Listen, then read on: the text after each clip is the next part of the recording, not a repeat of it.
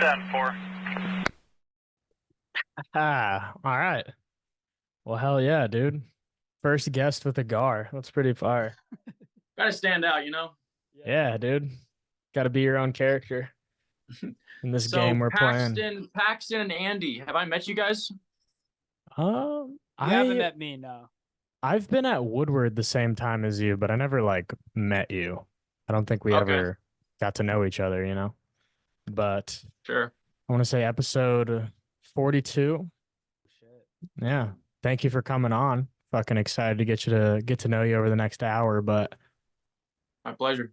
um yeah, man, just to start it off real quick. I mean, I feel like most people know who you are. You got Chris Farris in here, but let the people know how long you've been scootering and where you're from. First of all, thanks for having me on, boys. Yeah, of Appreciate it. course.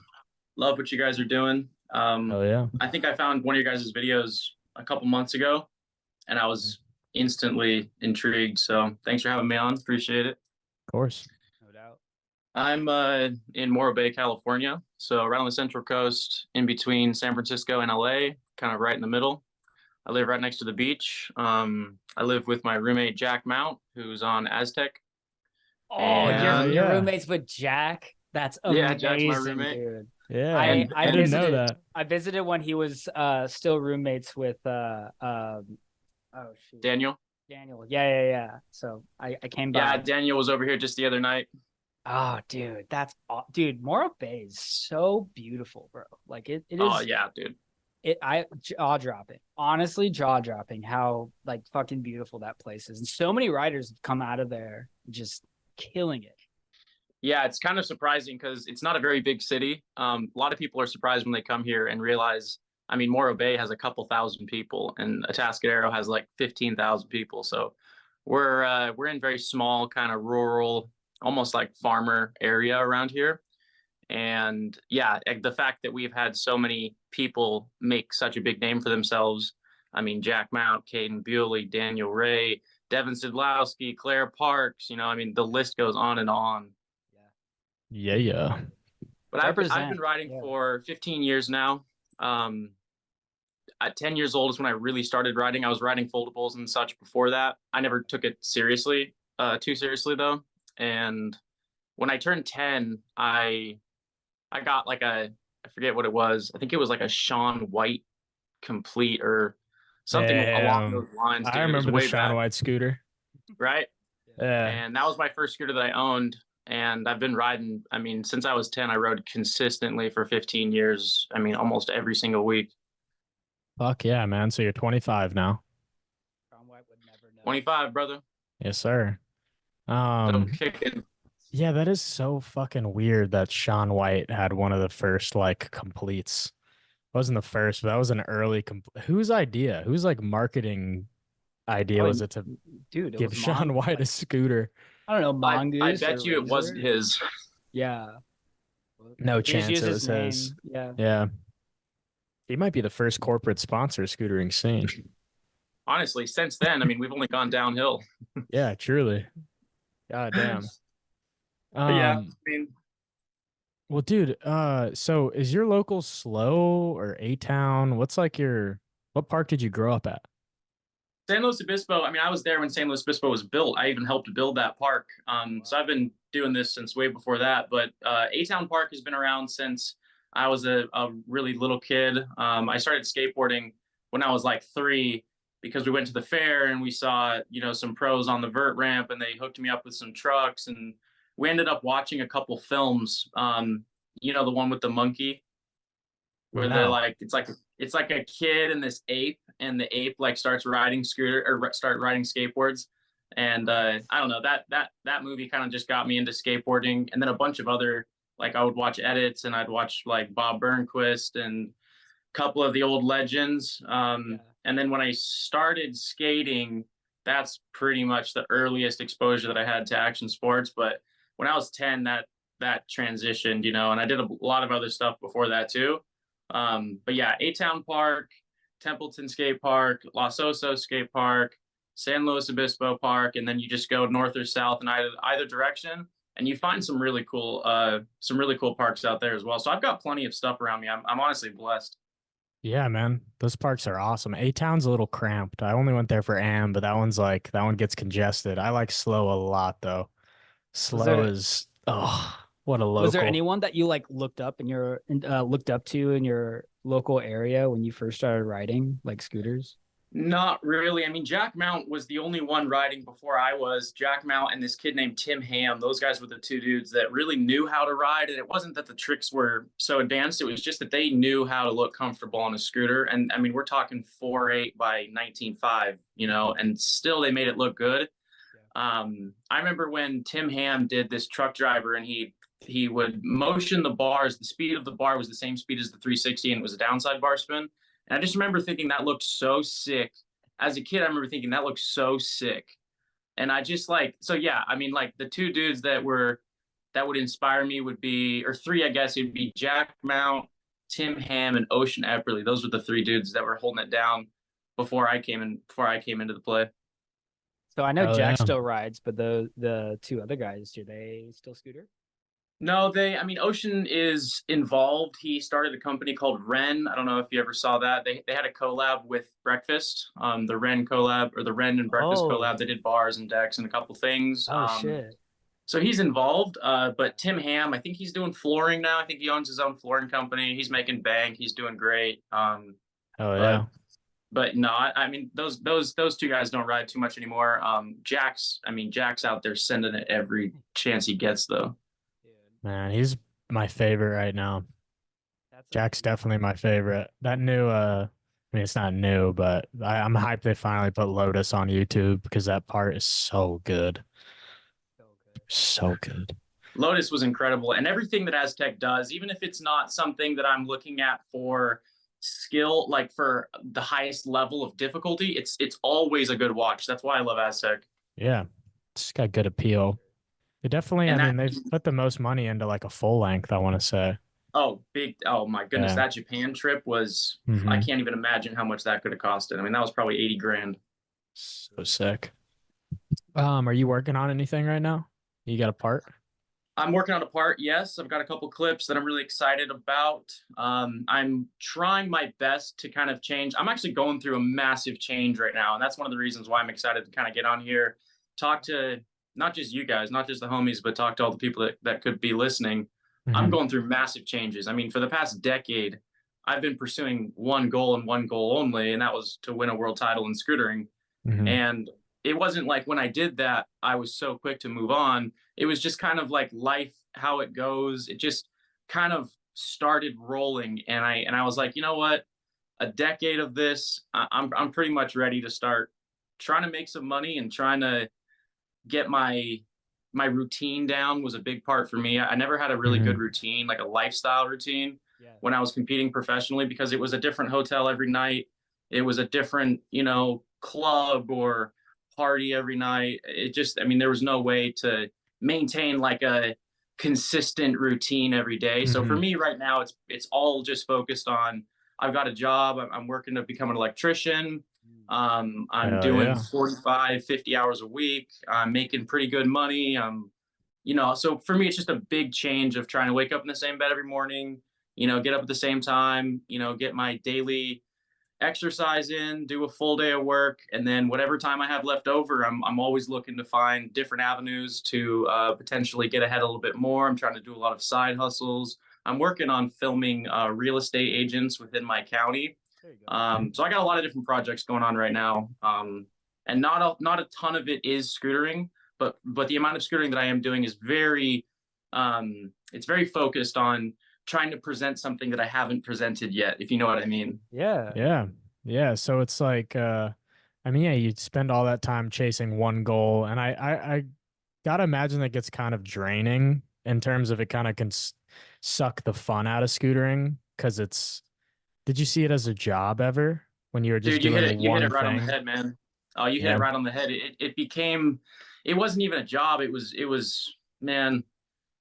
Like just to be fully honest with you guys and everyone else, it was not something that I would recommend for, you know, the majority of the people out there. For me, I had a large amount of I had something that I needed to prove, I guess, and it just kind of it was like a chip almost on the shoulder. And when I started to win contests and I started to kind of get the satisfaction of being, you know, at the top of the line, I really started to like it. And but the ratio of sacrifice and pain versus reward was so minuscule. I mean, I would train 5, 6 days a week, all day long, 8-hour training sessions. I didn't have a job. This was what I did full time. Was physical preparation, mental preparation, and dialing muscle memory for whatever 15 tricks I was going to bring to the table that year. And so yeah, I mean, it was a lot of sacrifice and pain for maybe 20 minutes of, oh, hey, I won. That feels really good, and then it just goes away immediately. So it's not something that I would recommend for everybody, but for me, it was something that I needed to do. And now that I'm a little older and I look back on it, I kind of go, I'm glad that phase is over. I'm glad I can focus on other things now.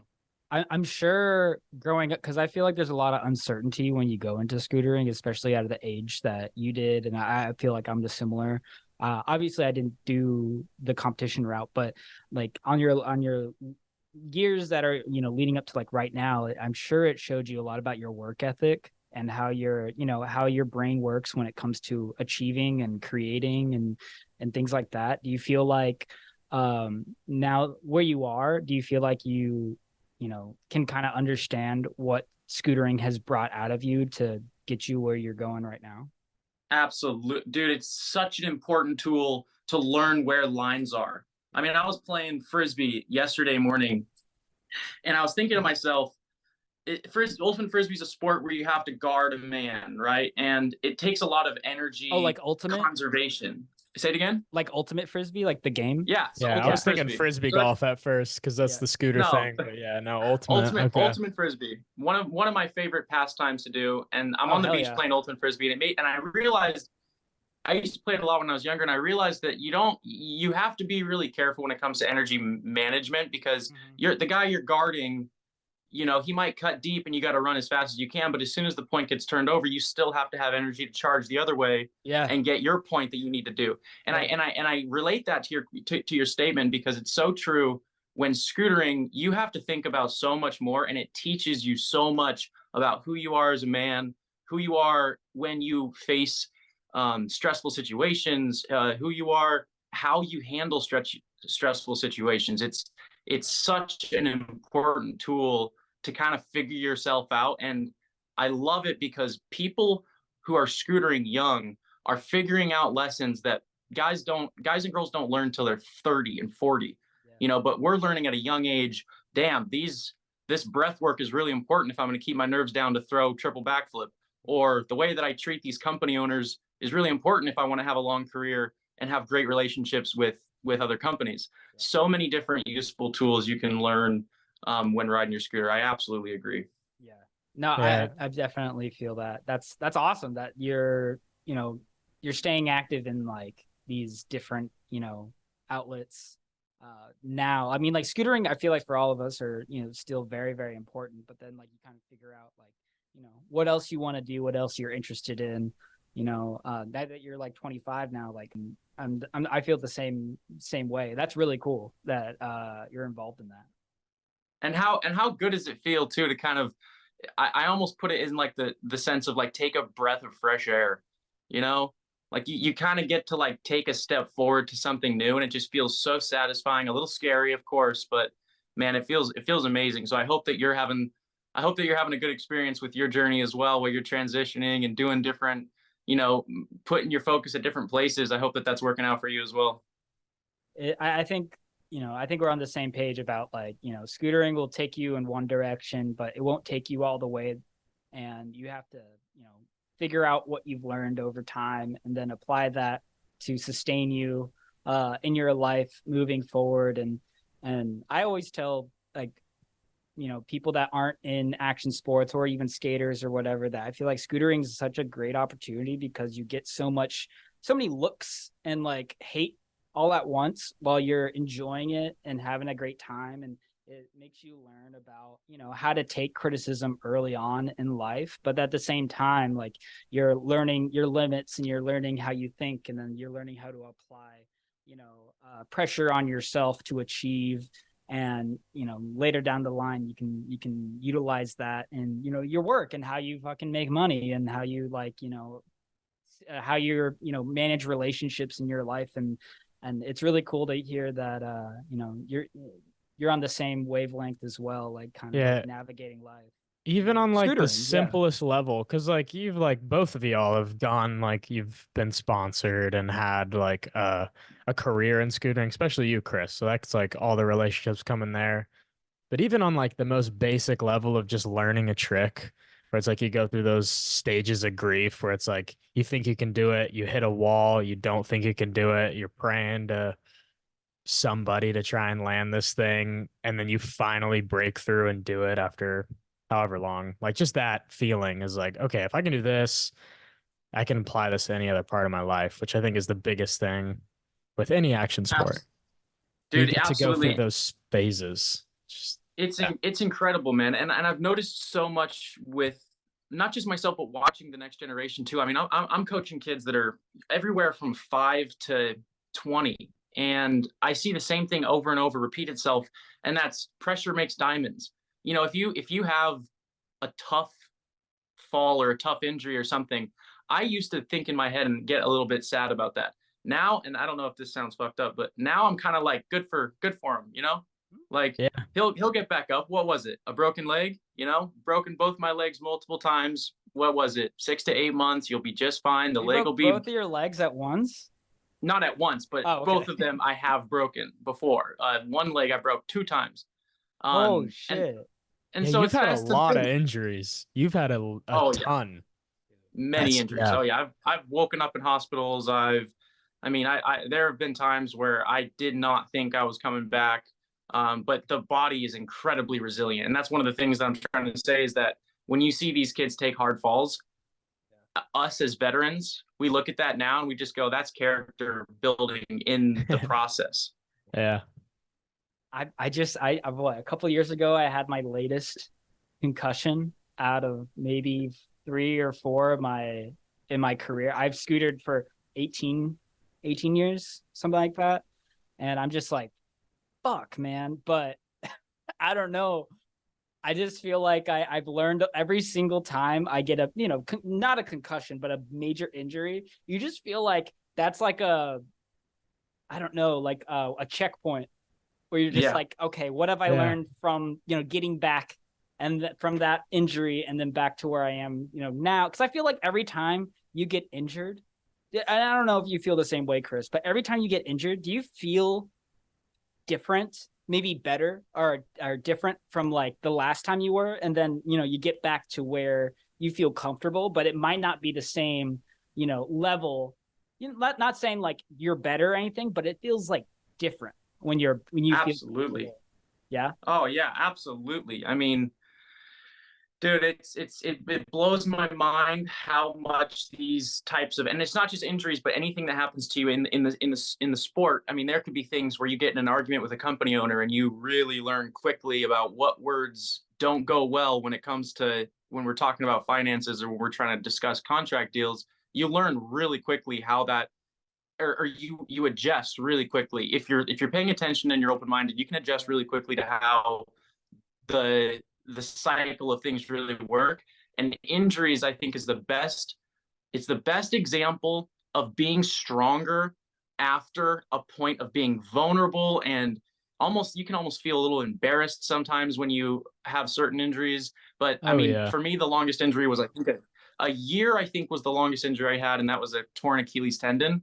But tore your Achilles? 6 months after that, a year and a half after that, it was, I was stronger than I've ever been. And now, someone insults me about whatever, my income or my looks. Dude, I've ripped my leg off. You think anything is gonna, nothing that's like minor like that gets to me anymore, because we've been through so much up to this point in our lives. The little shit, it just feels insignificant now. And that's one of the best feelings ever, to not get thrown off by little things, and you know what I mean. Yeah, you've gone through adversity. It's so weird because for me, like, I'm blessed enough to have I've had like a good childhood, better than most, and I didn't have a ton of adversity just from my day to day how I was raised. So it's like majority of the struggles I've gone through is just through scootering. So it's like all self-inflicted pain. But I'm so happy I have done it because I've obviously like gone through those moments, and I don't know where I'd be if I didn't put that onto myself because I had a good upbringing, and I probably would be a lot more insecure, or I would pout or throw fits when I hit a wall a lot more just because Dude, I didn't have something that's so to show me powerful. to push through. Yeah. So That's it's so sick. powerful, man. I mean, that is such a huge thing right there. A lot of people skip over it, but that is such a huge thing, that what you're getting from scootering. I got lost for a lot of years thinking about how scootering never gave back to me the way I gave to it. I wasn't able to get ahead the way I wanted to, but the stuff that you're talking about is it's easy to miss over, but when you focus on it, man, it really makes you feel kind of like happy Yeah. with the choices you made. And it's funny because 100%. it's all self-inflicted. I watch a kid try backflips or something, and there's no coach standing there going, "You're not ready." If Yeah. the kid's just going, "I don't know what I'm doing. Let's see what happens." Yeah. Fuck So it. fuck it, right? We got Yeah. to see what you got to try it first and see what happens. Usually they're going to get hurt, and then they're going to come back 6 months and try again. But it's all personal. It's not. You don't have. I mean, sometimes you get kind of like possessive parents that are pushing their kids to do things. You see that every now and then, but for the Yeah. most part, these kids are really just calling the shots, and that's crazy to think about. Yeah. And It's I feel all like their a lot of decision. It's a lot crazy. of like parents are like, when they're saying that, like, hey, yeah, go do your scooter thing, and like I feel like it's not caring, but like just making sure that they're doing something that they can focus on. And that was huge I feel like for all of us, because like we don't know what we were getting into, and our parents don't know what we were getting into. But like Yeah, overall, my I feel parents like had no idea. They were everyone, like, when are you gonna do something? yeah, Like when are you gonna but I get a mean, job? dude, honestly, like I've like learned so much, and I feel like both of y'all are the same way. Like I've learned so much from scootering that I feel like nothing would really teach me, because scootering is all self-taught. It's, you Yeah. might have people that influence you, but as far as like how you teach and how you ride and like the way that you want to progress in your own way, like that's all you. And then yeah, I mean that carries over through other aspects in life, and I don't think there's anything else that would teach me that.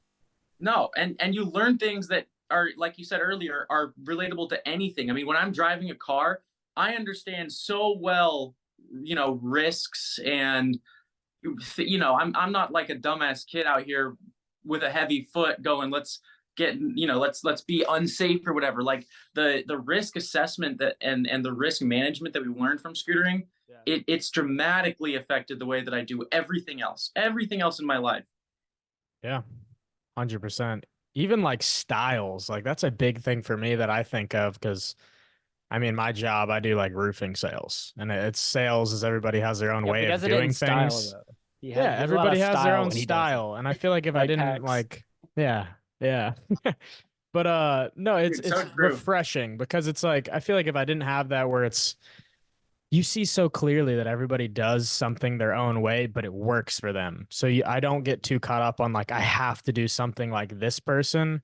I'm like, it's very easy for me to pull from as many people as possible because I'm like, that's exactly how I did scootering. It's like, I Oh, pull dude. from what I like. And then if I don't like it, I'm just going to, it works for you, doesn't work for me. I'm going to do what I like. And I love that. I love like building who I am. And that's scootering helped with that a ton.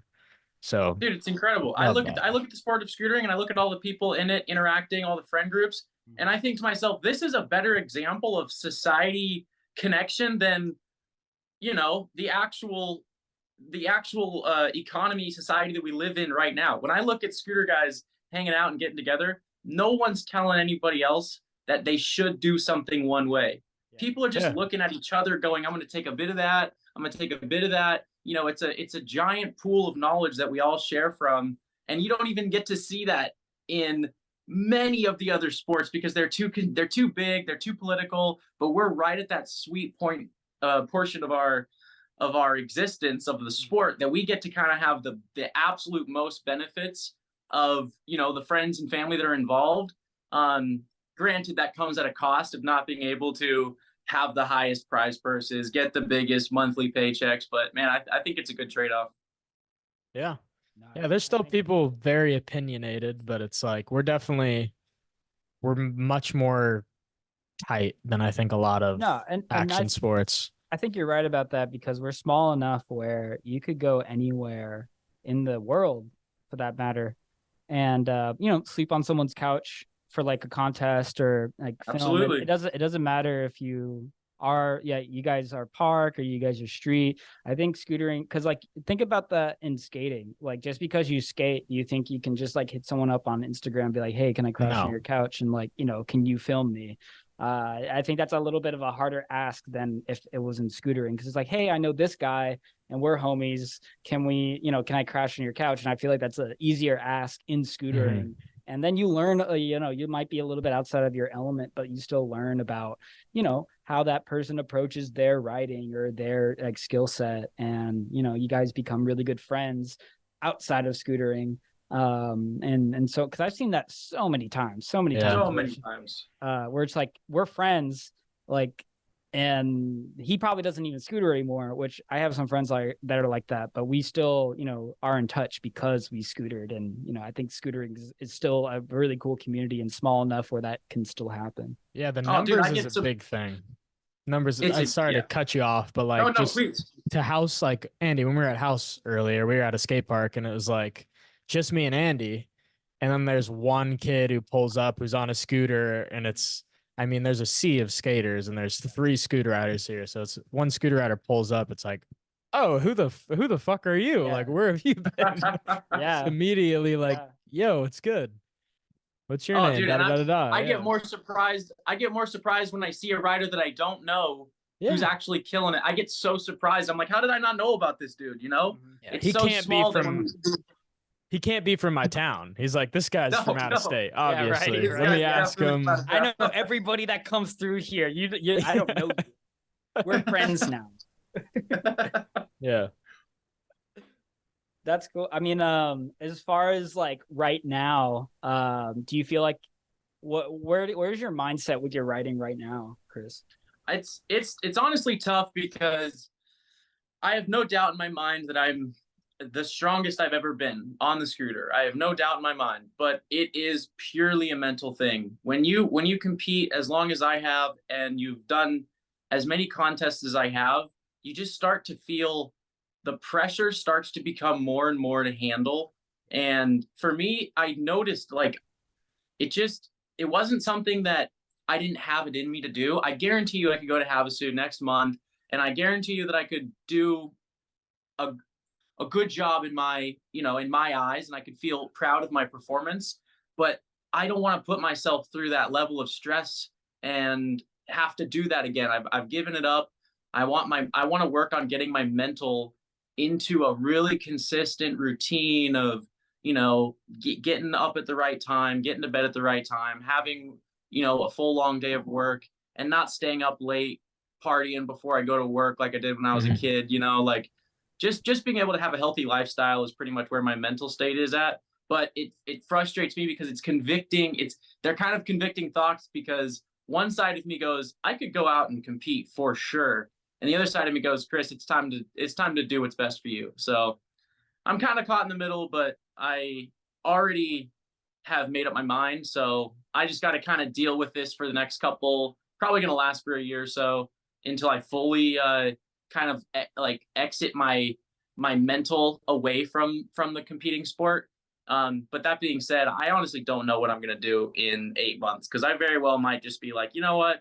I'm not going to do anything else to this level, so I might as well do it for another 5 years, and we'll see what happens. So it's kind of up in the air for me right now. Do you feel like there's a future of your scootering without competing? Absolutely. That's what I'm focusing on right now. And it's like I said earlier, it's just a big transition. It's tough to do, because for a decade of doing the same thing every day, I mean, that's a lot of time to all of a sudden uproot and switch into something else. So I'm kind of in the phase of just planting new seeds. And absolutely, I think that there's going to be a lot of stuff that I can do. And that's kind of one of the reasons why I'm happy that I only focus on one thing at a time. I didn't want to try and touch all these different outlets, you know, of media and content and exposure. I wanted to kind of just focus on the one thing. And now that that's done, my brain is opening up to all these different other avenues that my friends have enjoyed for so many years that I'm just now starting to appreciate and wonder more things about, you know, and like where is the camera supposed to be on this particular spot, or what is the trick that's supposed to be done on this particular spot. When you go around with guys like John Deverin, Nick Tedrick, Tommy Christiana, which I have many times, I mean, we've toured together many times, you start to see that with time and experience and exposure to so many different types of riding styles, there really is that one trick that's supposed to be done on that one spot. You know, and that trick really is supposed to be filmed from the one angle. So I'm enjoying all of that. And I absolutely think that there's a future in there for me as well. Yeah, that's where it's art. Awesome. Because I feel like you've like done scootering as a sport for a while. Absolutely. I mean, obviously, I mean, you can tell you care about your style at the end of the day. Like you do, like you're mindful of how you do your tricks, but you're still like competing. It's a sport. I feel like you're in that sport mode, and it's going to be really cool to see you get playful and really like just think like you don't have to fucking do the best trick. You just do something to the level that makes you happy, but then it's also like, it's like, okay, that's just outside of the box. Like I'm happy at how I approach this instead of just seeing how many multipliers I could fit in. Absolutely, dude. It's and I appreciate that too, by the way. Thank you. It's gonna be sick, dude. I never thought of myself as someone who had any style. I was always just kind of thinking, hey man, how can I get these 15 tricks done? But thank you. Style adds in those points, man. So I think you should give yourself a little bit more credit. God bless. Yeah, God bless, man. You got flow. I think just like going off of what you're saying, like I really do think, and it's hard for some people that are younger. I feel like it's harder for them to kind of like wrap their heads around, but like whether you like it or not, and you're still in scootering, you have to, you know, your scootering will transform, and how your outlook of scootering will transform. It'll morph and it'll change, and you just have to acknowledge that and go with it. And then if you do, which I feel like that's the stage that you're in, Chris, is that you're having fun with it. Like you are changing and you're enjoying it, and you're seeing things from a different perspective, and you are still, you know, enjoying the time that you're having with your scootering, and while at the same time balancing other aspects in your life. But you know, that doesn't discount what you do with your scootering, because I'm sure you're still doing it at a very high level. But at the same time, it's like, you know, you can't be competing. You know, there will be other kids that are just going to rocket up to the ranks of like the competition circuit that and you just have to feel like, you know, that's okay. And you have to feel like, what else do I enjoy about scootering? And, you know, I feel the thing is, I feel the same exact way. Like there are limitations, but there are things that I haven't even touched on in my scootering. And like you're talking about filming, and you're talking about spots, and you're talking about tricks on those spots. And like, and you can only think about that in your own head, and that's what makes it special, and that's what makes it, you know, exciting as you grow with scootering. And you said you've been scootering for like what, 15 16 years or something like that? Yeah, 15 16 years. 15 years hardcore, you know, probably 17 years if you're going to count the first few years of figuring it out. But yeah, for a long time. And I wanted to piggyback off of that too, because you made me think of something that I've been thinking about for a while, which is, for a long time, I wanted to leave the sport, or I wanted to leave the competition side of the sport a little bit sooner. I wanted to leave when I was like 21 or 22. And I was always dreaming of picking up something else like UFC or, you know, mixed martial arts, something like that, to kind of go into something next.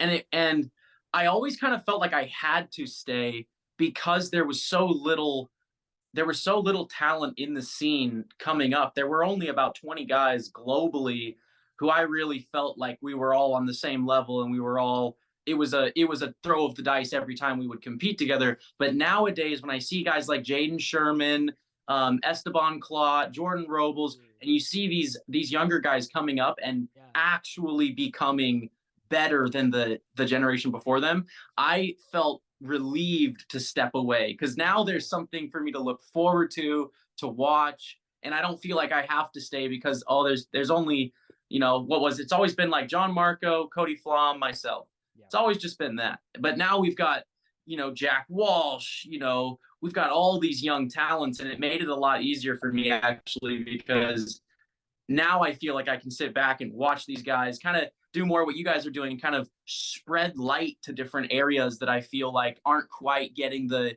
notoriety that they deserve. So things like this. Yeah. Yeah. Do you feel 100%. like you're treated as an OG in the scene now?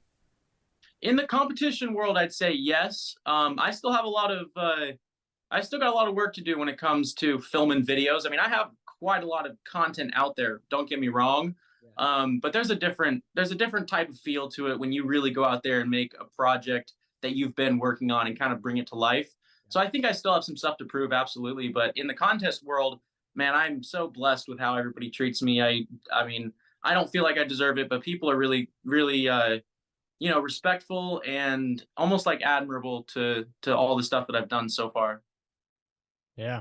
I feel like your Magnus Opum is still to come too. Like you need that one video that's like staple for core, like all the core riders, and then also to anybody coming in. Like just a video that anybody can watch and like feel something for it.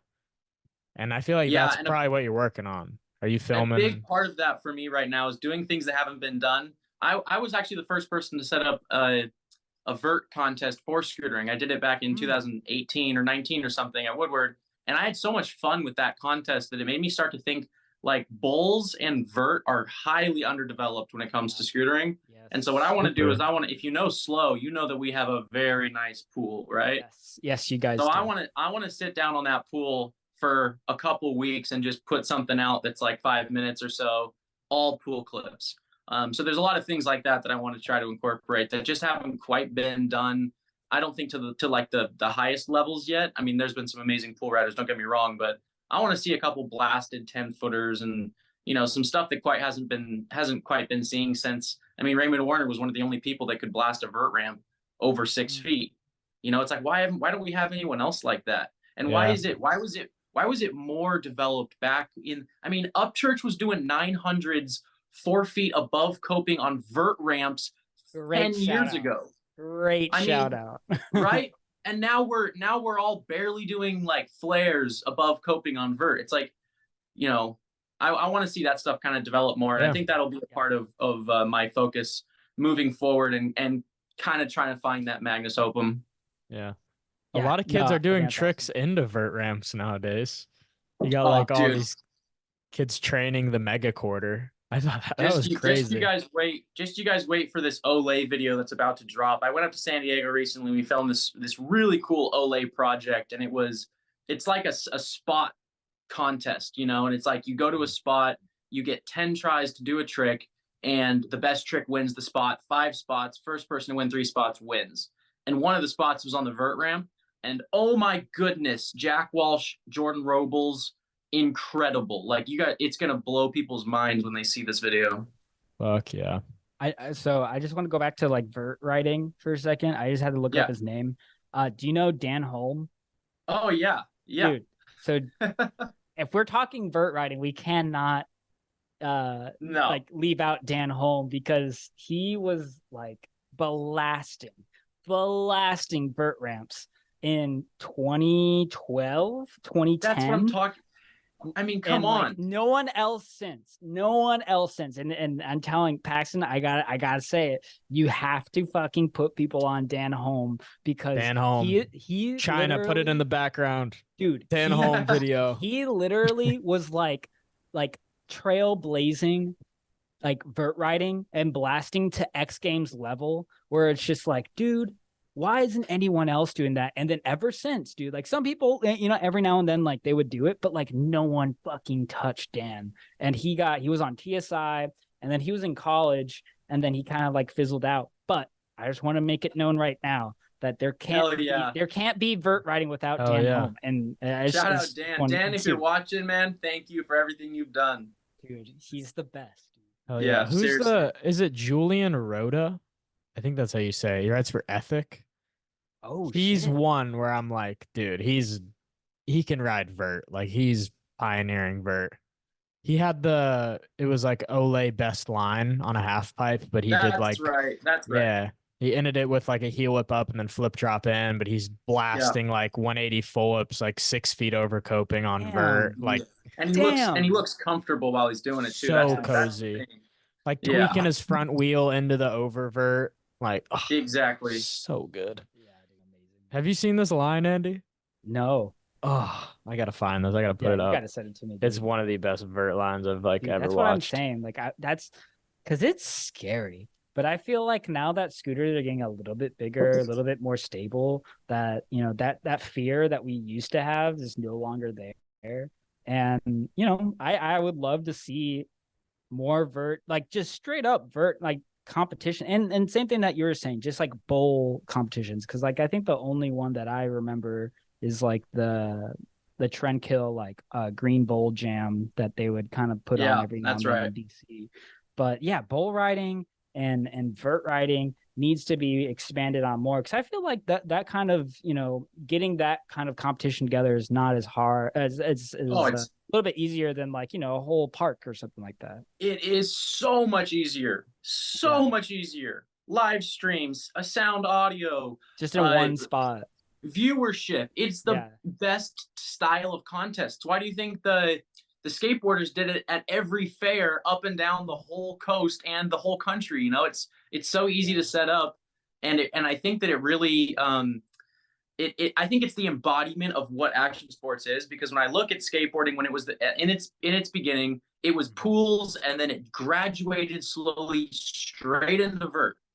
Street riding did not come out until now. Correct me if I'm wrong, to anyone out there listening, but street riding was a thing of a little bit more futuristic than the vert riding. The vert riding was kind of what stapled everything. You're right. And when I look at when I look at bikes on vert ramps, they really only started riding vert, I think, because of the skaters. They saw the skaters on it and they said, let's see what happens. They ended up having a better contraption machine to use the ramp with. They could go higher. They had no idea what they could do, but they ended up being able to do 900s, 5 flares, alley-oops. I mean, everything that the skaters were doing, but they were able to go bigger and higher. And scootering right now is in the same position, where we have one of the best machines to ride that ramp on, and it's just no one knows it yet.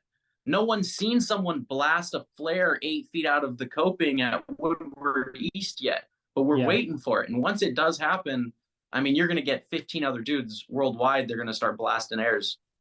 Yeah, it just takes that one person. I'll be right back. Yeah, quick piss just that break. one guy.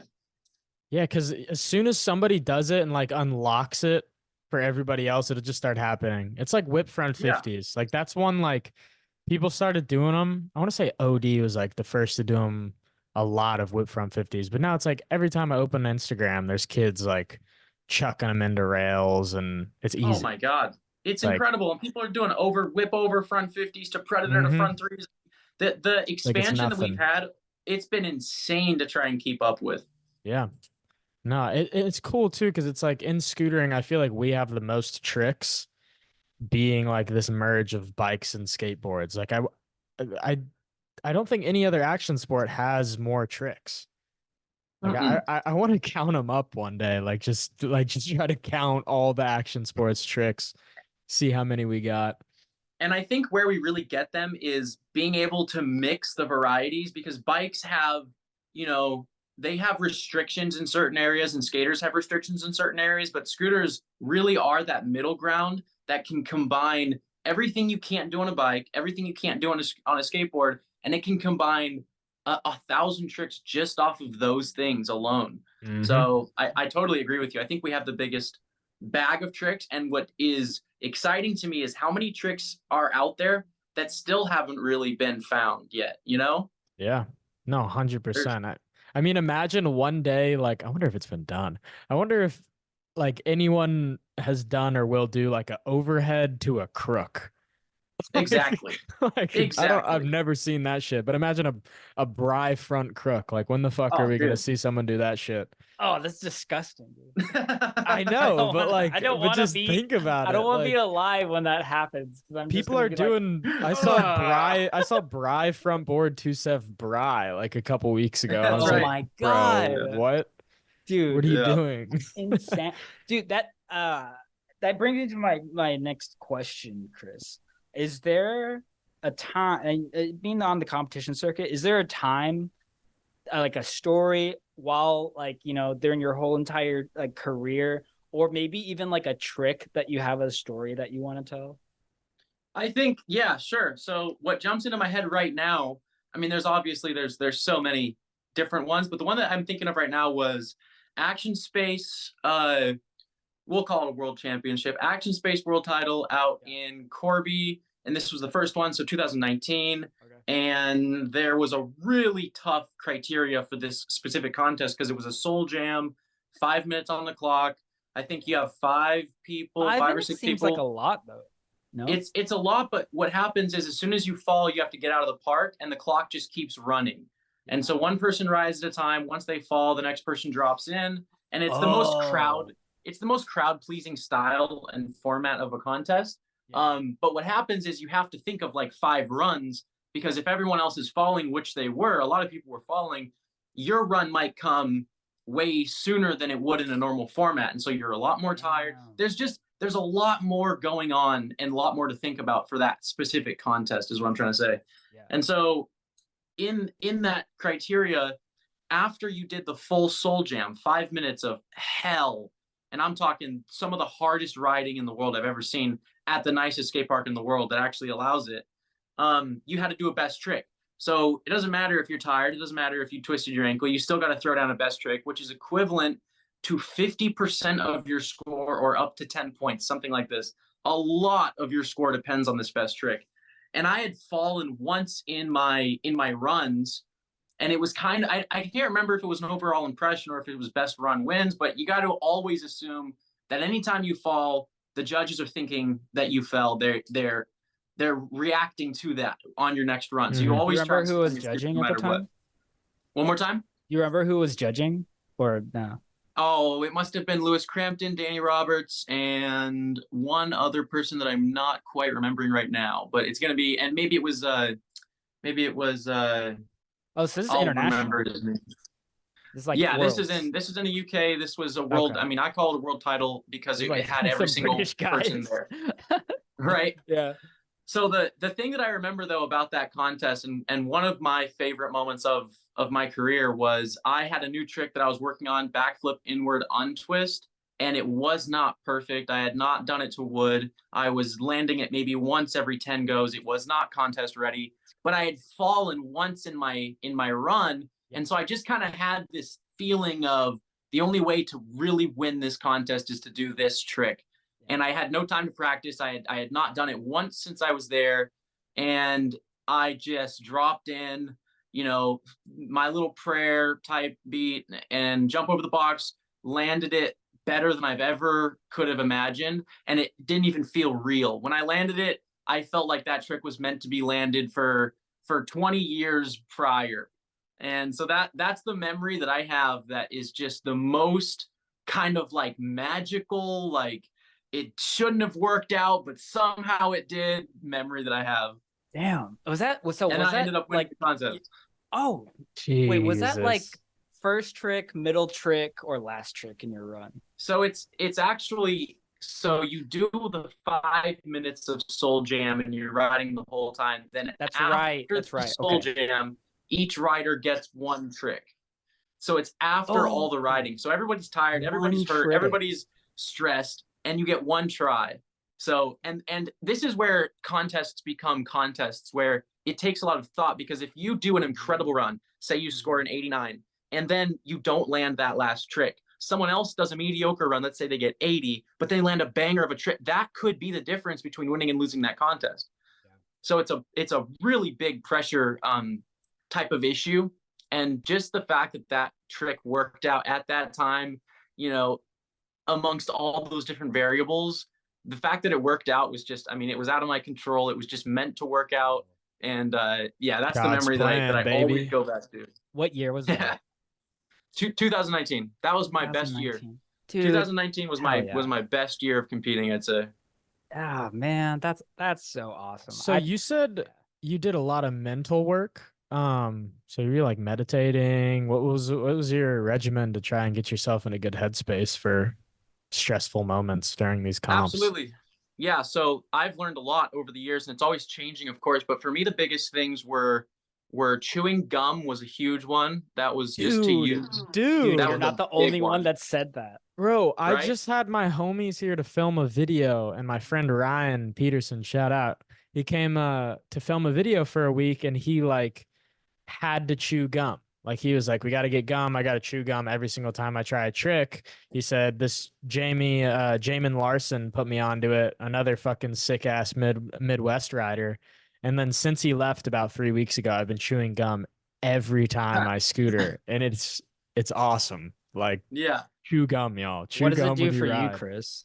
So I don't chew gum while I'm riding just for sake of accidentally choking, but I chew gum prior to a I've been doing it. contest. Fuck.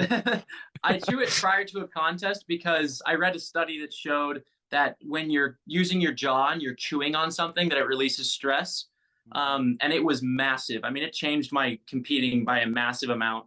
And that's just one little trick, but that's an example of something where I did research. I talked to some psychologists, psychiatrists, and I learned tools that they actually give patients when patients are dealing with panic attacks or such things. And I figured that it was a very similar type of feeling when it came to the butterflies before a contest. And when I say butterflies, I mean like absolute roaring, raging insecurity and fear. I mean, Yeah. out of this world type of pressure that I would put on myself before these contests. So chewing gum, having conversations with people was another, I mean, the biggest thing that I could do because it's all about kind of staying ahead of the stress. And if you let the stress catch up to you, it's not going away. So you got to kind of stay one step ahead of it. So Okay. I'm always trying to use my head. I'm always trying to stay active with my speech and Mm. chewing gum, talking to people while I'm there. I also will meditate. Yes, I meditate in the mornings, and a lot of it too is just every little minute detail that you do. I mean, a cold shower in the morning could be the difference between first and second. Uh, a breakfast that isn't a massive amount of protein but more of a carbohydrate load could be the difference between first and second. So it's all the little things compiled together that creates a championship title. And yeah, staying ahead of the stress, a big part of that is meditation, talking to people, chewing gum, and also just preparing as much as you possibly can so that you don't feel like you have to think about things on the day of the contest. You want to be as prepared as you could possibly be. Dakota Shoots was always my mentor, and he always said the same thing, which is you win a contest way before you get there. And that was like the biggest tool that I would use when he would coach me back in I mean, I was 13 or 14 when he first started coaching me. And that was something that I really held on to for the rest of my career, which is if you show up to a contest and you're wondering what you're doing, you're not walking away with the title.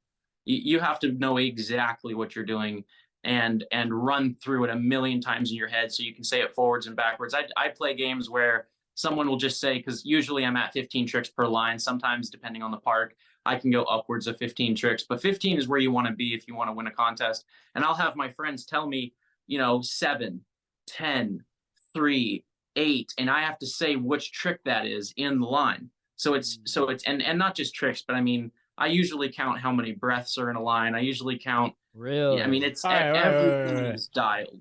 So you saying that because I did want to talk about your Instagram comments at one point during this. So I have some screenshotted, and Please. one of them is the one of your winning run and Havasu. So would you say this is accurate on this is exactly how the run went, how you wrote this description? Because it's breaths and pumps included. Is that you think it's to a T what you did during that contest? Absolutely. Dude. Absolutely.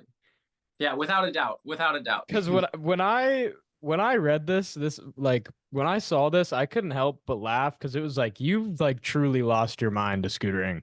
Oh, it's Like this is a level of meticulousness that is. Andy, have you seen this? I think you showed it to me earlier Dude, today. this is like it? the dedication is insane because it's like he counted his breaths throughout it. So you go flip Superman, breathe, breathe, pump, breathe, flare quad, adjust feet, breathe, front board 720, pump, pump, breathe, Dude, pump, writing breathe, it down is crazy. bar, spot check, 360 buttercup, adjust feet, breathe, breathe, pump, cash roll, breathe, and it keeps going. So are you like, I just don't see how are you like fully conscious or are you kind of like blackout No. flow state? I'm blackout flow state. I don't remember a single thing. I can't hear a single word.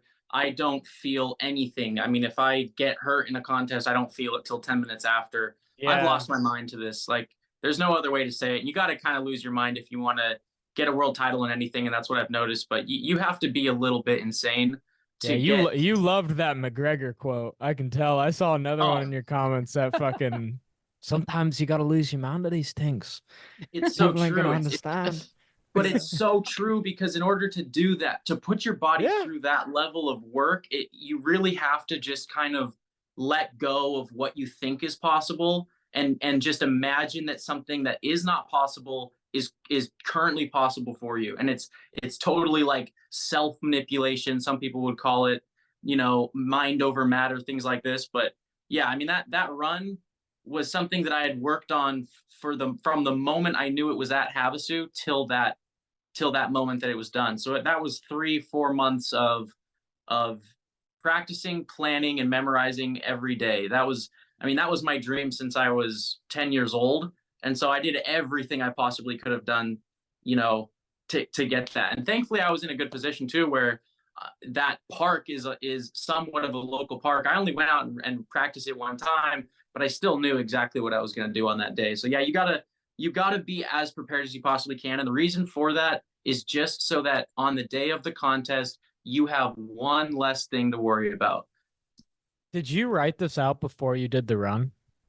I have videos, I have graphs, I have a full Jeez. like tabloid that I Yeah.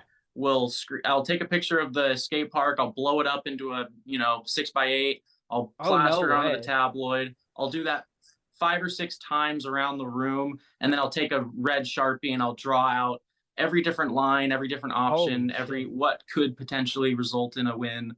And then I'll go there and practice, and that's a big thing too, is when you're competing internationally and you're competing with FIs or you're competing with Urban World Series or any of these organizations, you don't get any time to practice. You have, I mean, there was a time this last year in Feast when I won the Feast World title, we had 15 minutes of practice before the contest. So I mean, we're overnight on the plane, we're going from hotel to hotel, it's crazy, and then we have 15 minutes to practice for this contest. So you have to be as prepared as you can be. And a lot of people don't approach it the way I do. I came from a small town where the ramps were small. I kind of have to be like this because I don't really have the muscle memory of massive ramps in my backyard and big styles of riding. So for me, I had to be as diligent and prepared as I could be because I just wasn't used to that style of riding and that big of ramps. Now, if you don't have like the type of preparation to kind of, blow up a whole park and then start, like, do you feel like that hinders your ability to compete? It's all personal for me, yes. For me, yes, just because the way that I do life is like that. I mean, if I'm going to show up for a meeting, I'm going to do as much research as I can beforehand.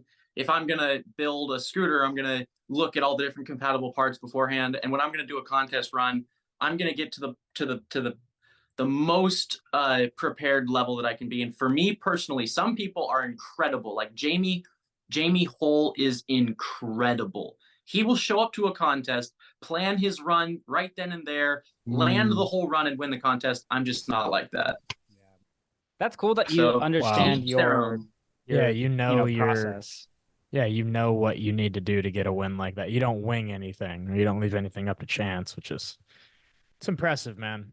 All right, I got a couple Instagram comments that I screenshotted just because these are insane. You got to admit they're insane. And I know people talk about them and they want to hear about them. So first one is it's a window, it's a mirror. Wait, who is that? What the fuck does that mean, Chris? So that's I what I do when I do those comments is I try and explain everything that I'm feeling without doing so. Okay. And I always have this feeling inside that someone out there is gonna understand it. But it's funny that you bring that up. So that one particularly or specifically means that I'm changing as a person and I don't recognize myself. So I'm looking Okay. into I'm looking Okay. or how does it go? It's a window. window. It's a mirror. Wait, who is that? So it's a window means there's someone on the other side of that window and I don't recognize them. It's a mirror is me saying, "Oh wait, that's me." And Mm. then it's like, "Wait, who is that? I don't know Because this you guy." don't recognize them. Because you're Exactly. So changing. that's exactly. I don't recognize the guy in the mirror anymore is what that comment means. That's actually beautifully poetic. Hell yeah. Yeah. Okay, the old Chris would have said something like, "A flower could grow in the bleak midwinter," but who I am now would say it could not. I guess that's what growing up means. That one is about the struggles of uh that one's about the situation that you're in and the variables that are around you. So for instance, take someone who grows up in East L or West Side LA or Detroit or something like that versus someone that grows up on a farm. There are certain times in my life where I felt like anybody can do anything, and I love that. I love it. I love being optimistic and I love thinking that. But that one, could you want to repeat that one more time for me, just so I can hear Let me it? go back. It is a flower could grow in the bleak midwinter, or the old Chris would have said something like, "A flower could grow in the bleak midwinter," but who I am now would say it could not. I guess that's what growing up means. So that's what that means in a short way of explaining it is that your surroundings have a lot more impact on your life than you might think. And for me, that was me realizing that it's that if it's snowing and it's horrible a climate, that flower's probably not going to grow. So for me, that was kind of just like a way to say that who you surround yourself and the situation that you're in and the people you surround yourself and the situations that you're around, the conversations that you choose to talk about, all of that stuff will impact your life. And if you're a flower trying to survive in a hostile climate, it takes a lot of work to get out of that. And so that one specifically just means Your environment matters.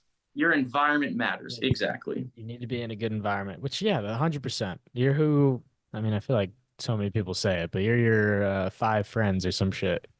You're a product of the 5 people you hang around with. Don't expect to make great things happen for yourself hanging out in a trap house. Yep.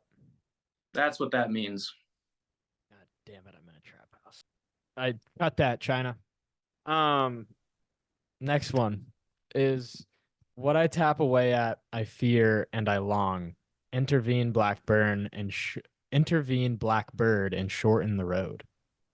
So the craft that I'm doing, the thing that I'm putting all my focus on, I fear it because I want something out of it that only comes based off of chance. So if I'm competing, I'm terrified, like I already said.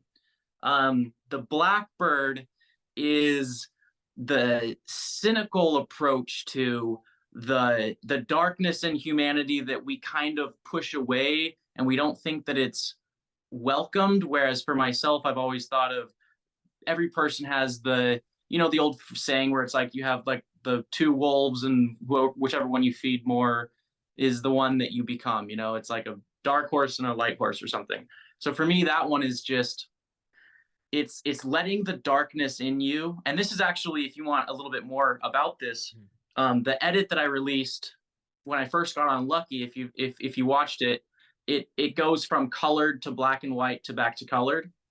And the reason for that was for me to just kind of say that I'm in tune with the darkness and the light, and the darkness plays a big part in decision making. And so that's what the Blackbird represents. The Blackbird is the thing that I fear in myself, but that I'm still learning from. And so I'm asking for the fear to give me direction and insight on how to handle the struggle, whatever it may be.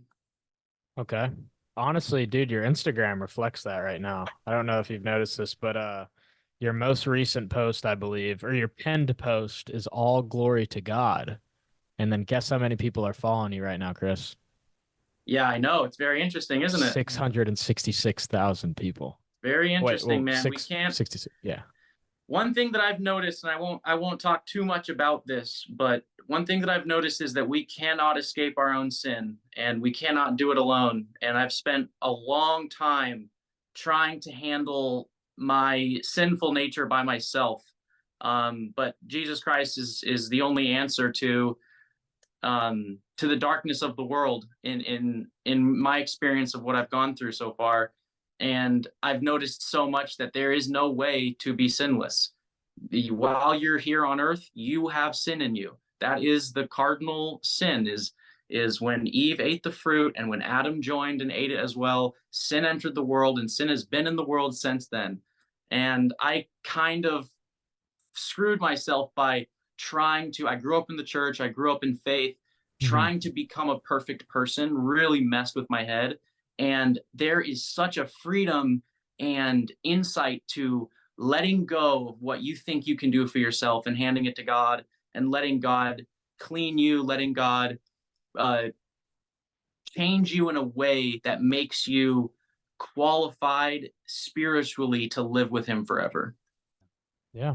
No, it's beautiful, man. So I think it's kind of funny that, yes, it says all glory to God, or it might say Yahweh in my bio or something, and then 66.6 right above it. It's just, you can't escape it, man. It's always there. Man. I mean, that's just coincidence, dude. I I know. Whoa, like, You can let's see see, both another sides. thousand people are gonna be like, "Nah, fuck this guy." That's Nah, fine. but it's You know, fine. no problem. I It's know how fine. crazy it is to try to imagine what it's like to have a relationship with God. I know how wild that is from Yeah. the other side of when I didn't.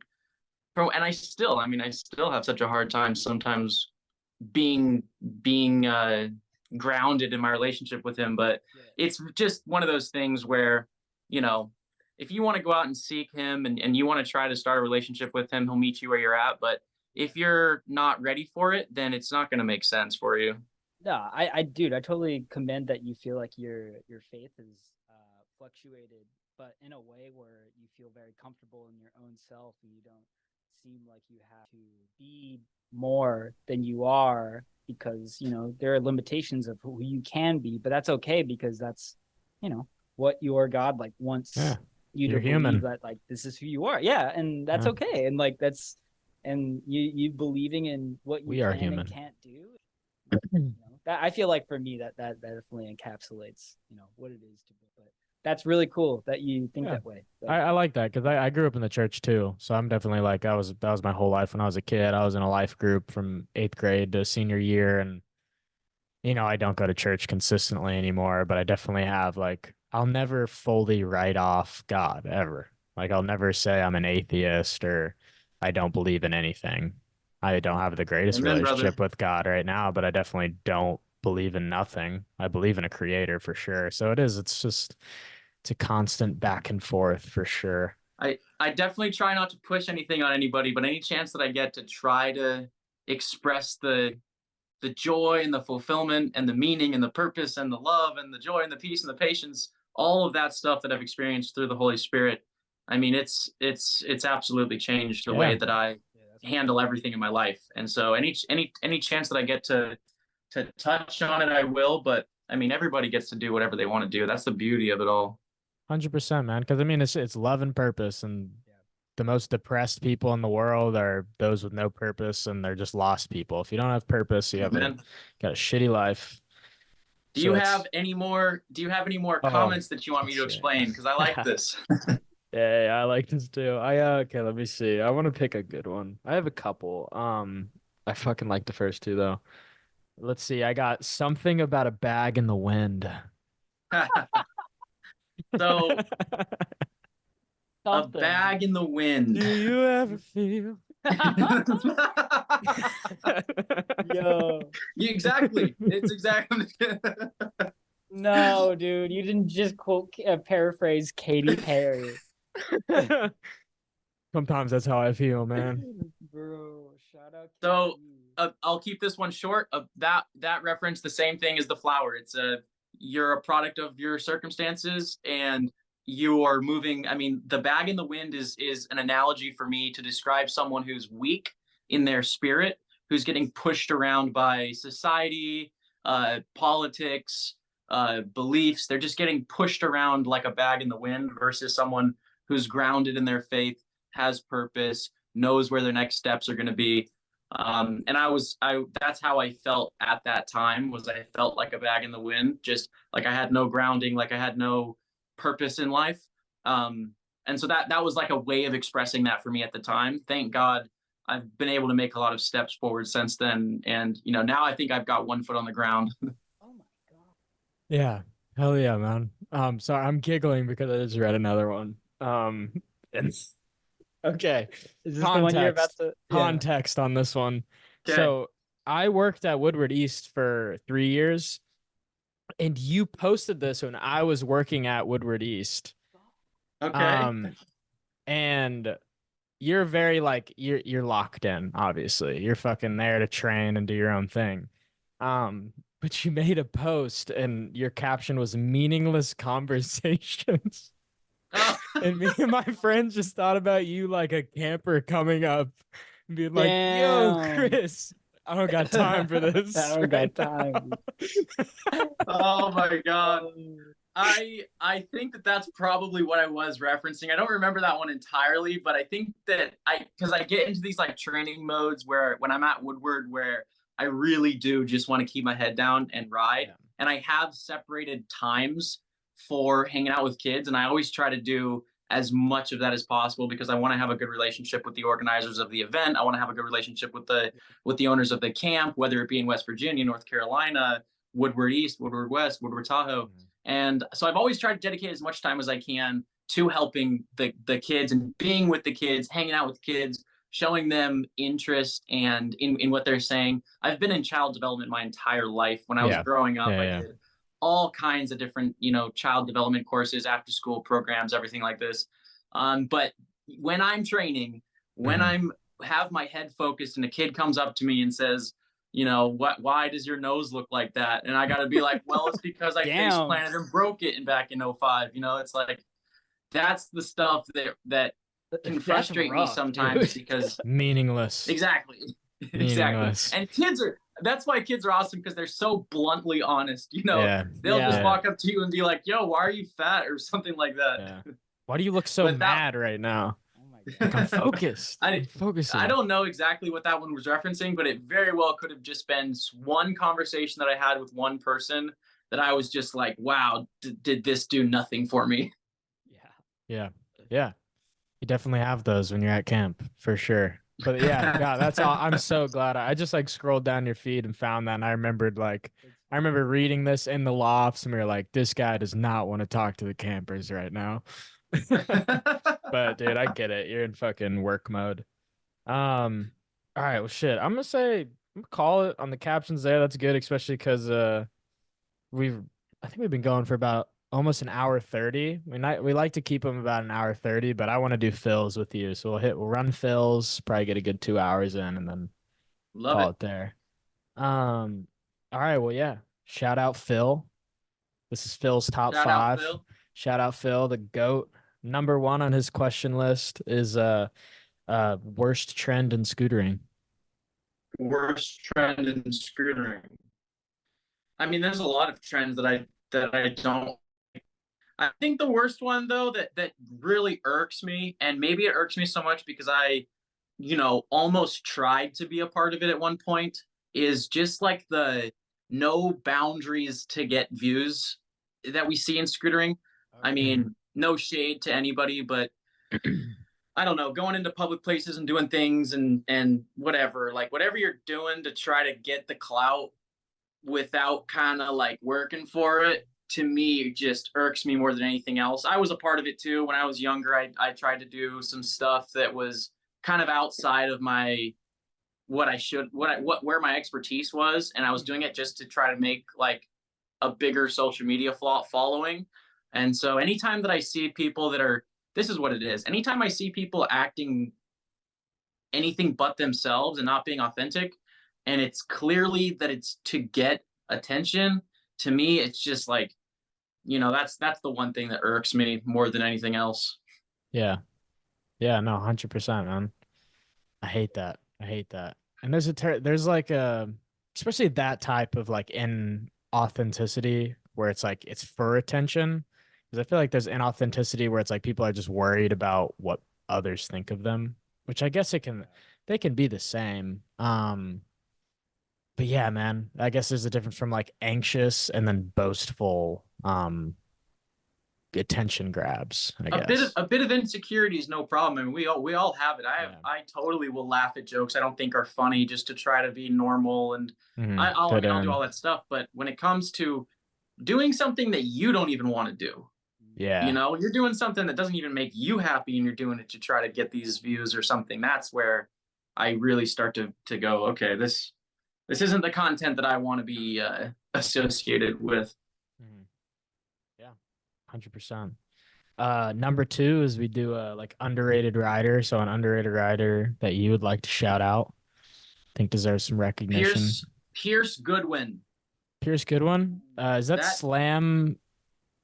What's it? Pierce Slam? No, something? No, not that kid. This kid was someone who used to compete with me. 2019, I think, is the last time I remember seeing him, but he was, he's a handsome young man. He's got like blonde hair, good looking kid, really stylish, really unique riding, blasts quarters bigger than anybody and lands perfect transition. I hope he's watching. But Pierce Goodwin was always the one that I kind of felt like no one was really realizing how good this guy was and how much natural control he had, how much natural flow I mean, it was like he was made to be on a scooter. So for me, Pierce Goodwin.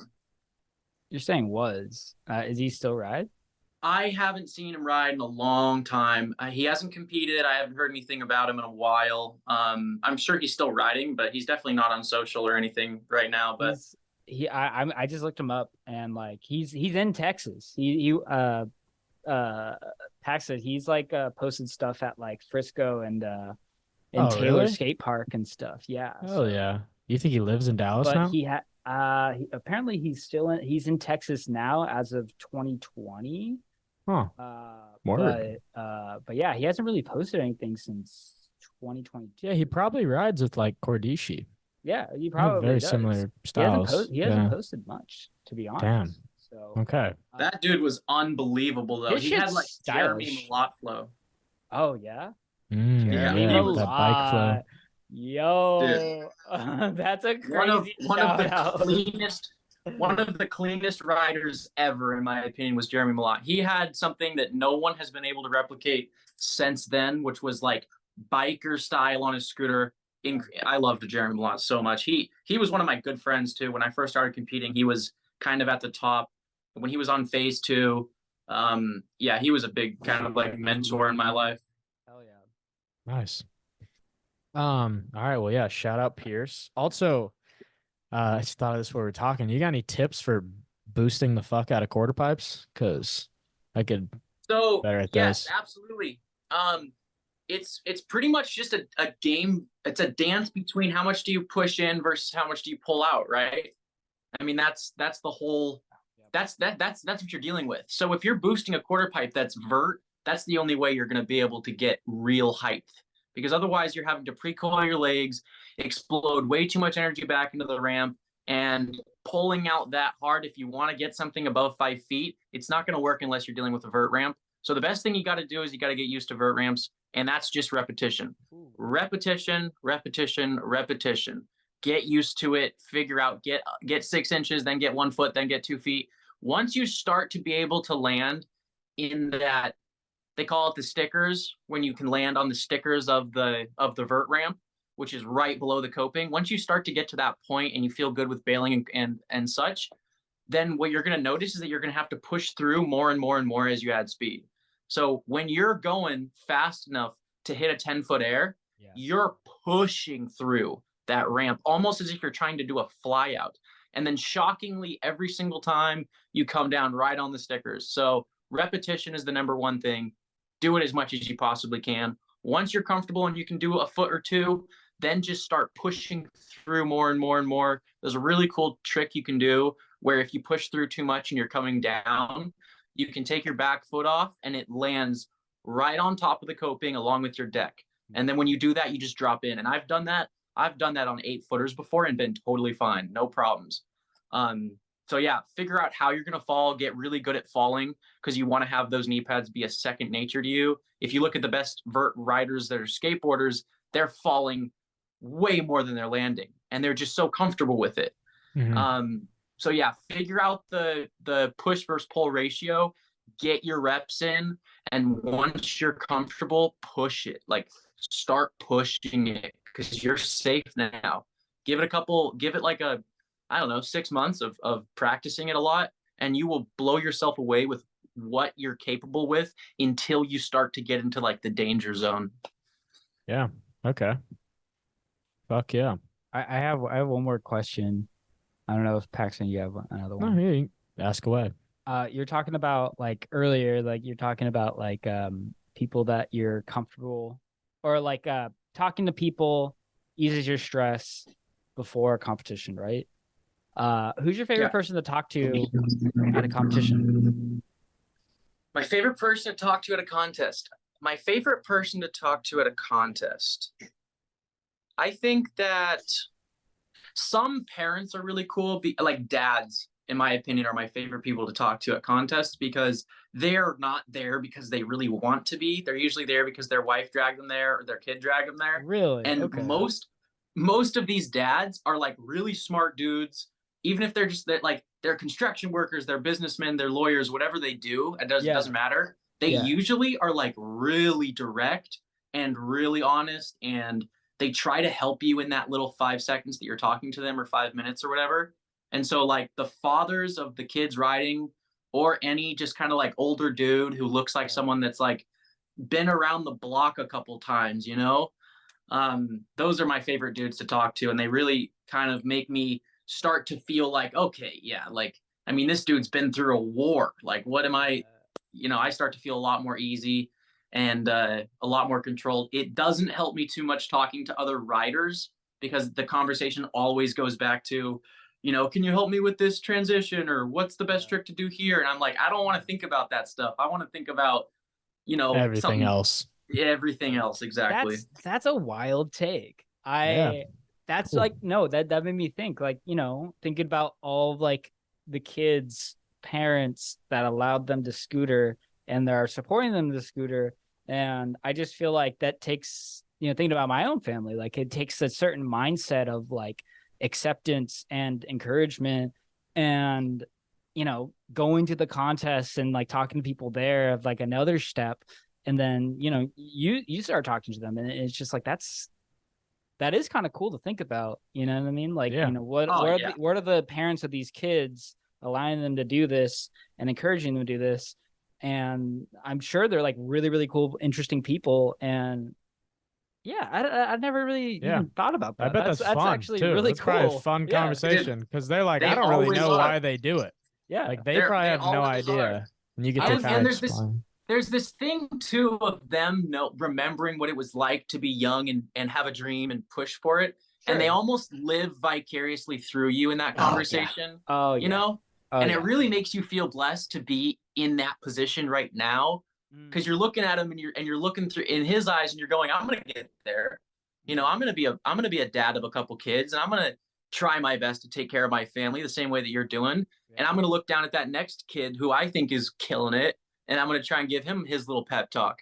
But I guarantee you this, they do not understand how much help they have been to me. I mean, some of these guys that will just kind of be like, dude, you're cool, man. Don't worry about it. Just take a couple of deep breaths, relax, you know, like you're good, man. That will sometimes be the difference of a win and loss. Like those little things, you know, so they'll never know how much they actually helped me, but this is my time to say thank you to all the dads out there. Happy early Father's Day.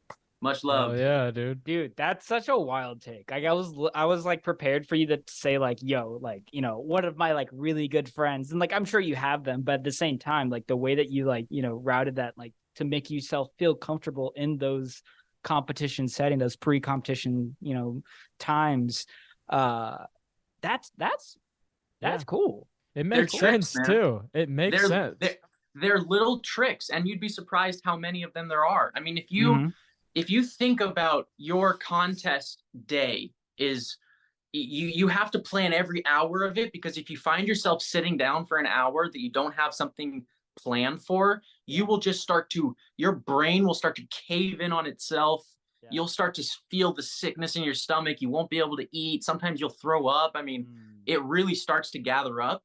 And so if you look at the timeline of a contest, you want to take out anything that you can that adds any bit of emotion, whether it's good, bad. You want to be flatlined as much as you can. And so a big part of that is being, in fact, this is the biggest thing, is being close to the venue is a really big one, because you can get all messed up in the head just by taking 3 trains 20 miles to get to the venue from your hotel. And that could be the difference between being in a comfortable headspace and being in this like, you know, I'm in a box, I'm claustrophobic, I don't have the thoughts that I want to, I'm not feeling the right way.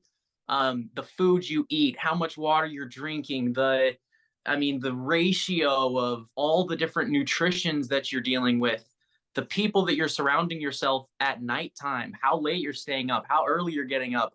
Are you in hot water or cold water 20 minutes before the contest? Like, chalking your hands was a big one for me, because I would get sweaty hands. I'd start to get throttle grip, and then instantly my brain goes, I'm going to lose this contest because of something as small as sweaty hands. I'm gonna start using You know? chalk. That's a big one. So it's all of those things added up together that creates a championship run. And that's what I've noticed for myself. Some of these guys are incredible. I don't know how they do it. Like Rumet Salik will break his hand, dislocate his knee, get a concussion, blood will be pouring everywhere.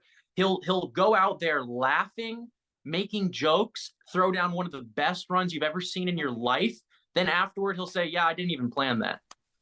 So well, I usually don't plan breaking anything.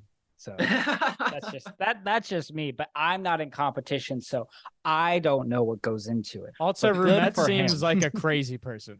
I've heard some stories about Rumet. I've heard Ian told me some stories about like him staying at his house, and some people are just different. Like that dude, I don't think he gives a fuck about anything. I can't get out of bed until I break my unshakable knee. Confidence too. Just he's a rock. All the Eastern Europeans, man.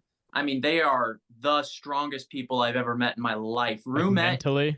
Oh my gosh, it is incredible, that dude's mental strength. It blows me away. And then each time I see him, he's like, I kind of feel like I was being a bitch last year, and so I've grown into a better man. I'm like, dude, you were outside at sub-freezing temperatures in your underwear jumping in the river. Like, you're the strongest dude I've ever met. It's different out there, man. Yeah, Ian told me a story about him. Like, he's staying at his house, and his Roomba ran into Rumet's foot, and he like kicked it. Oh my god, that's a felony. You're fucking frisbee. He's just raging at his Roomba. That's what makes them so much fun to hang out with too, because they're so honest and they just react instantly. They don't really they're not Californians where they're like, oh, am I gonna get canceled for this? Dude, Rumet, Richard Zelinka, I mean, all the homies over there are so honest, and that's what makes them some of my best friends. Richard Zelinka, Rumet Salik, 2 of my absolute best friends in the sport, and no doubt. Hell yeah. Hell yeah. Jenks, you owe me a Coke, Andy. All right, number 3 on Phillies is a suggestion to further the sport. I think we could do a lot more things together. I think that there is a bit of segregation going on, and I don't think that we really necessarily want that to be the case. It's obvious to me that there is division in style when you look at street, park, whatever you want to call yourself as a rider. There is division in style, and I would love, or maybe not, that's not the right way to say it, but I do think that we could get farther along by actually putting in a little bit of effort to join some people together, getting some different groups to join together. Because I look at the park scene and I see some cringy stuff that I as well was doing when I was younger. And all it takes is a couple, maybe you grab a couple street homies, you get a couple flat homies, you get a couple filmers, and then you mix them in with a couple of these younger park kids.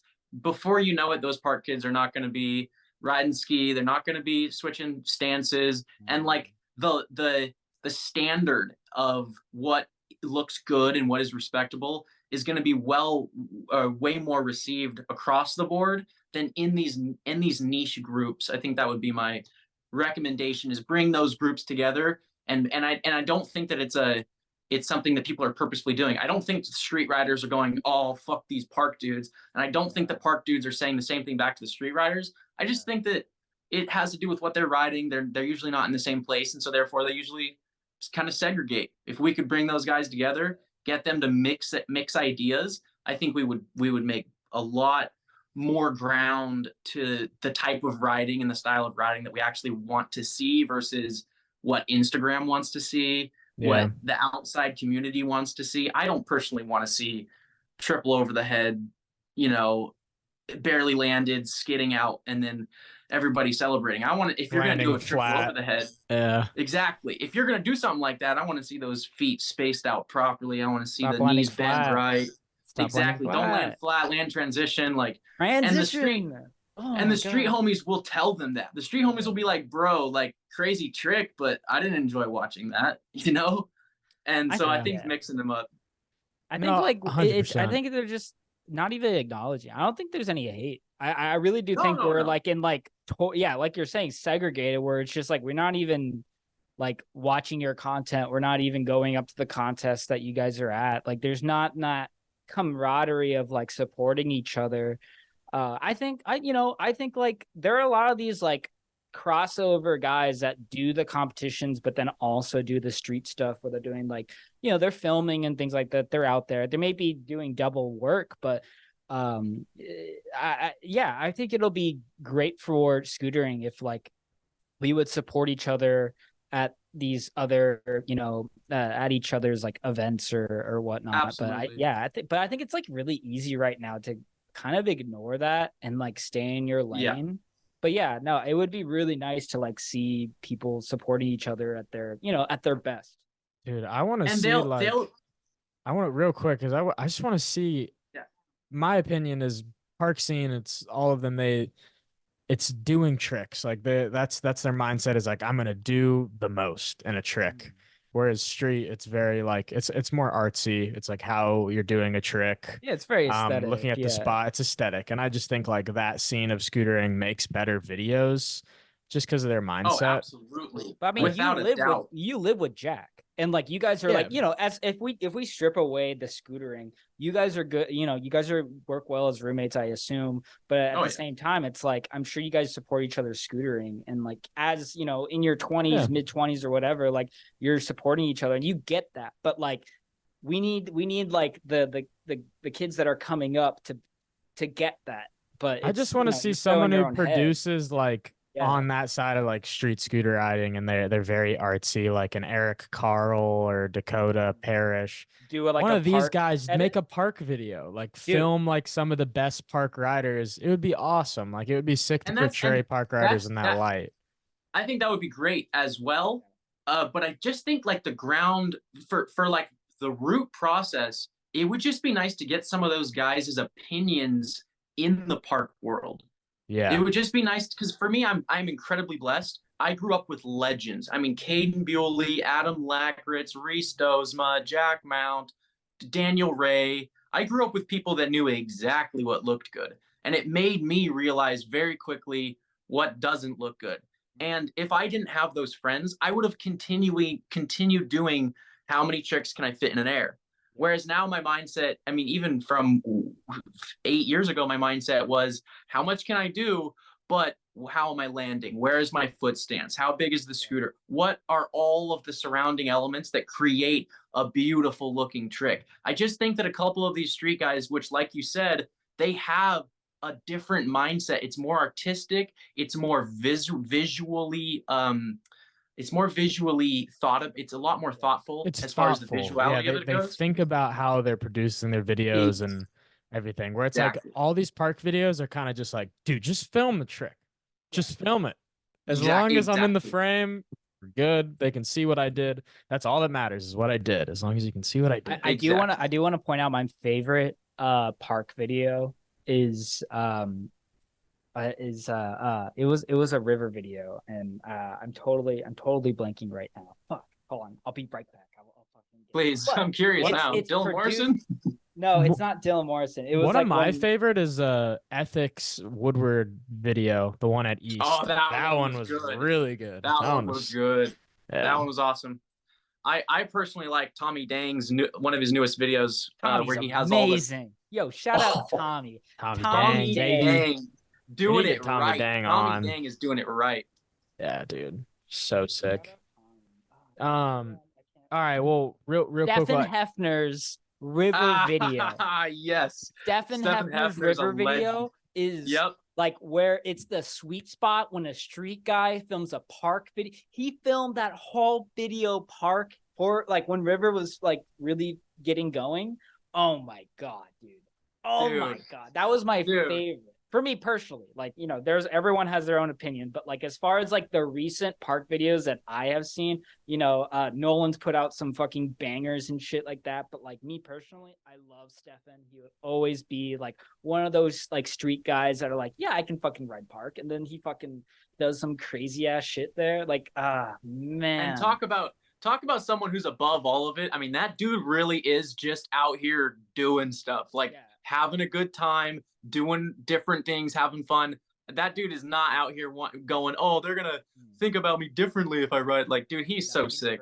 No, what was that park? Chino? I think it was like with that big Euro guy. Yeah, dude, he was killing that place. Oh my incredible. God. I just had to like, you know, put it out there as far as like respect, well-produced park Shout videos. Out Stephen. Yeah. Shout out Stephen Hefner. That's my own opinion, but whatever. Yeah, hell yeah, dude. Okay, well, number 4 is your favorite video. Oh shit. I'm getting YouTube up. It's hard to say. I mean, I think my favorite video of all time is probably that Tommy Dang video. It's a lot of it was in Japan. He has some of the most incredible scenery / artistic value to it, and that mixed with the uniqueness of all the tricks. I mean, he's doing body varials and all types of these weird tricks that we haven't seen before. It was, in my opinion, it was the complete package of someone who has an incredible amount of skill in every single aspect of making a video, doing it all himself with no help, you know, having the idea of editing it in such a way that created that masterpiece. That's my favorite video of all time. But anything Sky High related, I am shout out Sky High. Anything Nino. Which one are you talking about for Tommy Dang? Is it the Noodle King? Is that? I can't remember exactly which. It's about 6 minutes. I know that it should be about 5 or 6 minutes long, and the first bit of it is just beautiful. Okay. Like scenic shots and shots of different buildings and has so much cultural value to it. I'd have to get off here and look to see. I've seen it, but I'm like on Tommy Dang on YouTube right now, and there's fucking nothing that's like I think what it is. Shout out Sky High. Yo, you got for real. For real, dude. That's awesome. Like growing up, like, do you have like a favorite company? Like they might not be around now, but like do you have a favorite company? Oh, without a doubt, Breakfast. Breakfast? Without a doubt, man. I get to see from the inside what Breakfast is. And if you look at the Breakfast, if you look at their online video part, like personnel. Oh, you got this. Hell yeah. Yeah, he's got the fucking Nalgene, dude. Yo, shout out Dan Ray. Let's see if we got the B2B. Oh, that's the guy. If you look at what Breakfast releases, you get an idea. But if you get to see the Breakfast boys hang out and ride together, you get to see scootering at its fundamental best. And I think that it's just it's so admirable to see what those guys have done. Yeah. Daniel has created something incredible with Dan's a group of such people. a big inspiration for like how I like to film and try to make videos. He's definitely one of the best. He's just, yeah, man. So Dude, good. a couple Good. years back, like I took a trip to San Francisco, and then Devin, he drove me to SLO. We took a trip, he just, in his car, and then I stayed a night at Jack and Dan's just for a night, and that was so. I think I made them food that night. I think I cooked them a steak or something like that, but yeah, just seeing, Dan in his element, Jack in his element at that old apartment that they had. It was just one day. And like the camera, and then I also went to Devin's dad's house, saw his family. It was No just way. I was in passing. I was just in passing because I was going to LA. Like I was getting on the Yeah. Amtrak to go to LA. Yeah. And dude, like all y'all were just so just in tuned with each other. Everyone was so chill. The whole area was Paxton, dude. The whole area was so fucking beautiful. It's crazy. Well, and the hey, parks man, out there. Oh my god. just so you know, you're always welcome. Both you guys are always welcome. If you're up in Hell this yeah, area, dude. Jack and I got a nice spare bed. I mean, anytime you guys are around, please hit us up. Feel free to come down. You can stay for a couple days. We'll hit the parks together. Dude, would love y'all to. seen, like, it's just y'all now, I assume. Like, I don't know if there's like anyone that's like coming up and slow, but like what you guys have created, your culture is fucking Keegan. What is it Keegan, Caden? right? Yeah, Caden. Sorry, I always get that, really, yeah. fucking wrong. I always get that wrong. But but no, just like the whole culture out there, y'all just kill it. And like, yeah, I'm like going with breakfast and like how Dan's like having this brand basically like coming from his own like fucking mind, and he's just such a nice guy. He's so creative, and that's what it comes down to, man. Is none of us are above anyone else. It's like, for instance, I've never really been in breakfast, right? But I've got guest clips in all the videos. They'll hit me up to come ride with them. There's not a single bit of like, oh, you're not cool enough, or oh, you're too cringy, or anything like that. It's just like, oh, you're you, we're us. Let's all get together, share ideas, bounce off of each other's energy. I represent 805, West Coast. I represent this area so hard because we really do have something special when it comes down to, human interaction and supporting each other. I really, really love these guys, and they show me nothing but love as well.